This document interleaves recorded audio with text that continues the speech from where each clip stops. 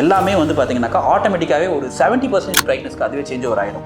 AC systems எல்லாமே வந்து பார்த்தீங்கன்னாக்கா what ever temperature it was previously set, இப்போ இது எல்லாமே வந்து பார்த்தீங்கன்னா ஒரு 24 or 25 டிகிரி செல்சியஸ்க்கு அதுவே சேஞ்ச் ஓவர் ஆகிடும். இதை என்ன பண்ணுவோம்னு சொல்லி பார்த்தீங்கன்னாக்கா as the UPS or your DG diesel level குறையவோ இல்லைனாக்கா உங்களோட யூபிஎஸ் பேட்டரி லைஃப் வந்து பார்த்தீங்கன்னாக்கா கம்மியாக ஆகவோ இந்த பெர்சன்டேஜ் லைட்டோடைய பெர்சன்டேஜை கொஞ்சமாக நாங்கள் இதை வந்து பார்த்தீங்கன்னா கம்மி பண்ணிகிட்டே இருக்கோம். ஸோ இது குறைய பார்த்தீங்கன்னாக்கா இது நாங்களும் வந்து பார்த்தீங்கன்னா இந்த பிரைட்னஸ் லெவலில் நாங்கள் குறைச்சிக்கிட்டே இருக்கோம். ஒரு 50% தான் நாங்கள் குறைப்போம். ஏன்னா 50% மேலே இன்னும் குறைச்சோம்னாக்கா அது ஸ்விட்ச் ஆஃபே பண்ணிட்டு போயிடலாம்.